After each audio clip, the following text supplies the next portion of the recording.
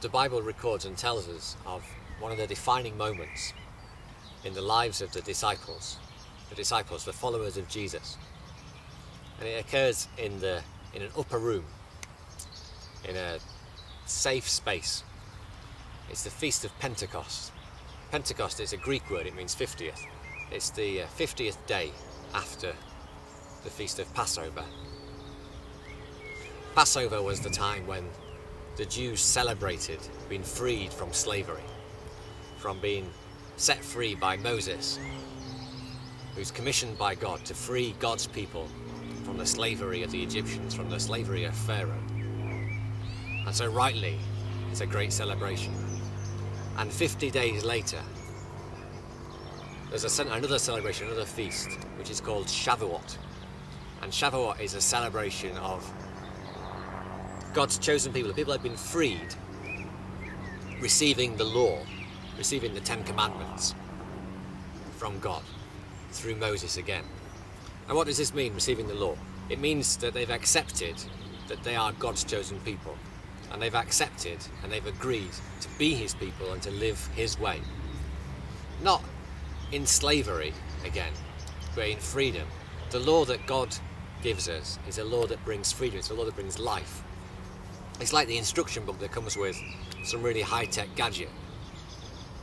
I'm not one of these people that usually reads instruction books. I usually just fiddle around with it and figure things out. But I know there usually comes a point when it's useful to have the book, just to refer back to find, oh okay, if I press that and do that in that order, that's quicker, that's better. God's law gives us life, and that's what we're celebrated. So on the Feast of Pentecost, 50 days after Passover, the disciples, the followers of Jesus, are celebrating again, receiving this law. Jesus has died. He died during the Feast of Passover, 50 days earlier.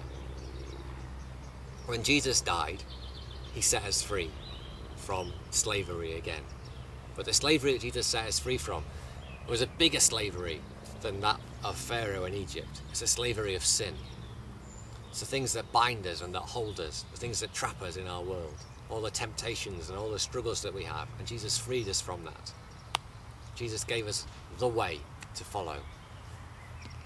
And so the disciples, somehow still in a state of shock after Jesus dying, even though he rose from the dead, still dealing with that, they celebrate receiving the law.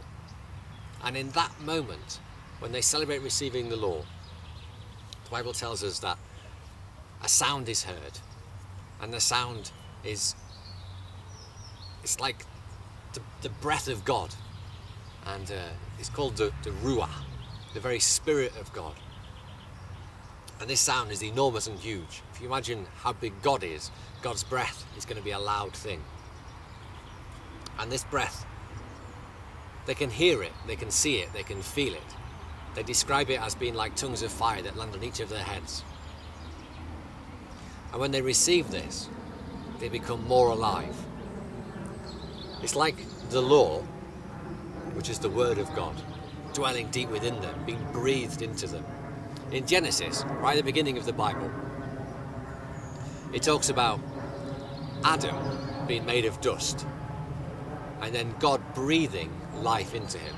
So the very breath of God breathed into Adam gives him life. And so at Pentecost, the disciples have God's breath breathed into them, and they become even more alive.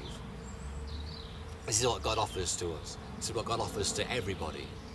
This Spirit, this gift, this Ruah, this breath is for all. So we can all be God's chosen people. We can all choose to live his way by his law, this rule, this guide, this instruction which gives us life, which allows us to be free. When we breathe in this breath of life, then our eyes are opened and we're able to see the world as it really is. We're able to see the suffering of people around us. We're able to understand where people are coming from a little bit more. We're able to speak words that really touch people's hearts. We're able to hear God's call. We're able to hear what God says to us personally. God's gifts are always for the service of others. They're not for making me great. They're so that I can help somebody else. And so when we breathe God's breath in, we're more able to breathe it out, to be Jesus, to breathe as Jesus in this world, and to love and serve each other.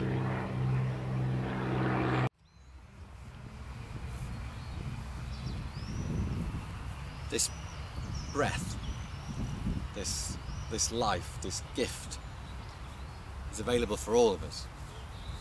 I'd like to invite you to breathe some more. And to invite you to go on a journey, to do something that's a little bit different from the norm. It'll be a little bit difficult. But sometimes we need to just step out and trust. I invite you to pray 3 times. The first time, I invite you to pray at dawn. To set your alarm clock for the early hours and to get up as the sun's rising. The planet is so glorious at that moment in time. And to pray. To just pray simply. How do I want you to pray? I'd like you to lie down on the grass or sit on the grass. Sit on the road, on the path. Come outside and just breathe the morning in. And let your very action be your prayer. You don't need to speak words for this prayer. Let God give you a new heart. To put flesh on our heart. To prepare us to receive this breath that He wants to give us. It says in the Bible, it's no good pouring new wine into an old wineskin. You need a new wineskin. And so the first step of our prayer is to ask to be a new wineskin. Just very simple. Prepare me. Second time, get up during the middle of the night sometime when it's dark. Come outside, look up into the sky, stars or clouds, whatever you're blessed with. And just stand and breathe, and again let the action be your prayer. And to allow God to breathe His life into you, His Spirit into you. And to receive the law written on your heart, the law that brings life, the Spirit of God. And then the third time, during that next day, at some point of your choosing, probably when it's busy, go and pray again. And pray somewhere where other people are. Maybe down at the shops, or in your school, or in your workplace. And again, let your action be your prayer. And full of this Spirit, full of this Ruah, this breath of God, let God show you what He wants you to do. What's the mission that He places on your heart? What's the service that He asks you to do now that He's blessed you with this gift? Look around you at the people that are there and let Him speak and direct you. And then act.